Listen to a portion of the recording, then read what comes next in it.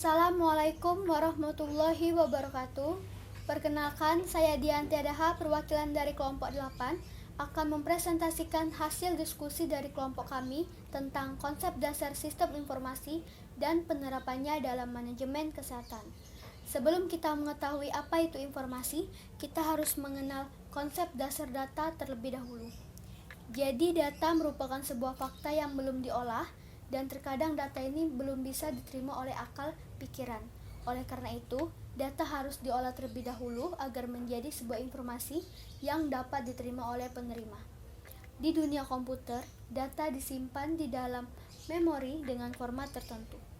Data sendiri bisa berupa angka, karakter, simbol, gambar, suara, atau tanda-tanda yang bisa digunakan untuk dijadikan sebuah informasi. Selanjutnya, data dapat diklasifikasikan menurut jenis, sifat, dan sumber. Yang pertama, menurut jenis data ada data hitung dan data ukur. Data hitung ialah hasil penghitungan atau jumlah tertentu. Yang termasuk data hitung ini adalah persentase dari suatu jumlah tertentu.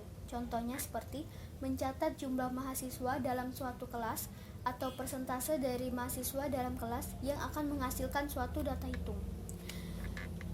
Selanjutnya, data ukur merupakan data yang menunjukkan ukuran mengenai nilai sesuatu. Angka yang ditunjukkan alat barometer atau termometer adalah hasil dari proses pengukuran. Yang kedua, menurut sifat data. Ada data kuantitatif di mana data berhubungan dengan penjumlahan, dan data kualitatif yang berhubungan dengan kualitas atau sifat tertentu. Yang ketiga, menurut sumber data, yaitu data internal dan data eksternal. Data internal merupakan data yang asli, artinya data sebagai hasil observasi yang dilakukan sendiri dan bukan data hasil dari orang lain. Sedangkan data eksternal merupakan data hasil dari observasi orang lain. Selanjutnya, kita memasuki konsep dasar dari informasi. Sebelumnya, tadi saya telah menyinggung sedikit tentang informasi. Jadi, informasi itu hasil dari pengolahan data yang sudah dapat diterima oleh akal pikiran penerima informasi, dan nantinya bisa digunakan untuk mengambil sebuah keputusan. Jadi, dapat kita simpulkan bersama bahwa sumber dari informasi itu adalah data. Informasi sendiri dapat berupa hasil gabungan, hasil analisa, hasil penyimpulan, dan hasil pengolahan sistem informasi komputerisasi. Selanjutnya ada fungsi dan siklus informasi. Fungsi informasi yang pertama adalah menambah pengetahuan. Tentu saja informasi itu dapat menambah pengetahuan kita, karena informasi itu sangat bermanfaat dan membuat seseorang jadi mengetahui sesuatu yang sebelumnya tidak ia ketahui. Yang kedua, ada mengurangi informasi yang tidak pasti. Jadi, dengan informasi, kita dapat mengetahui secara pasti apa yang sedang terjadi. Contohnya seperti informasi tentang perekrutan CPNS pada bulan Agustus. Informasi ini sangat membantu para pelamar kerja, sebab mereka jadi tahu kapan waktu yang tepat untuk mempersiapkan serta mengajukan surat lamaran CPNS. Yang ketiga, ada mengurangi resiko kegagalan. Karena informasi dapat memberikan prediksi tentang apa yang akan terjadi, hal ini akan membantu kita dalam mengantisipasi resiko dan bahaya tertentu. Contohnya seperti di televisi menampilkan informasi tentang gempa yang dapat berpotensi tsunami. Para korban gempa yang mengetahui informasi tersebut bisa segera mengungsi ke tempat yang lebih aman. Yang keempat, ada memberi standar tertentu. Informasi juga berguna untuk memberi standar atau acuan tertentu sehingga keputusan yang diambil dapat sesuai dengan tujuan yang diharapkan. Contohnya seperti informasi tentang syarat pengajuan calon kepala daerah. Hal ini akan membantu dalam proses pemilihan kepala daerah agar sesuai dengan standar serta tujuan yang telah diterapkan sebelumnya. Selanjutnya ada siklus dari informasi.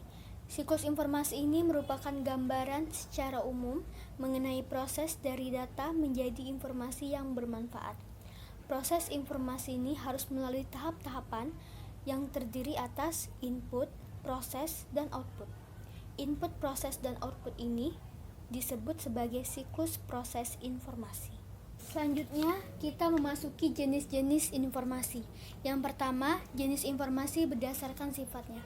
Ada informasi faktual, merupakan informasi fakta yang dapat dibedakan menjadi dua, yaitu fakta umum dan fakta khusus.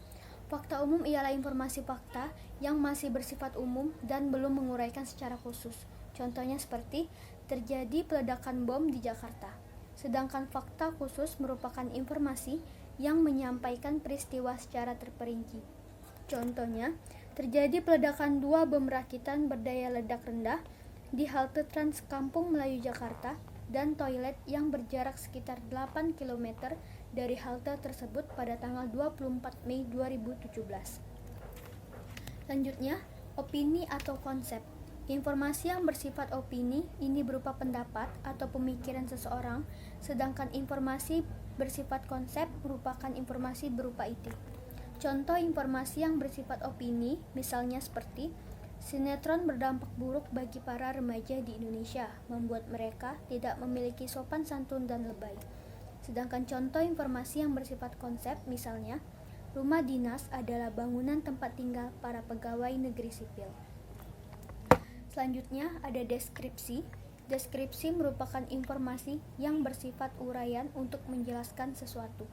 Contoh informasi ini biasanya tertera di lembar jawaban saat ujian, seperti siapkan alat tulis yang diperlukan, segera isi identitas Anda, baca dan pahami soal dengan baik, pilih jawaban A, B, C, atau D yang paling benar, sebaiknya kerjakan soal yang lebih mudah terlebih dahulu, dan yang terakhir, periksa kembali lembar jawaban Anda.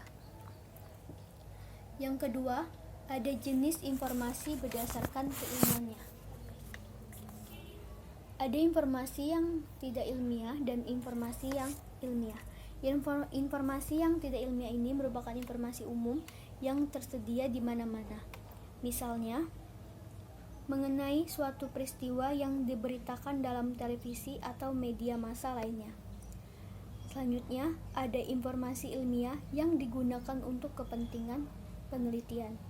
Informasi ini dibagi lagi menjadi 3 kelompok, yaitu yang pertama informasi primer yang berasal langsung dari sumbernya.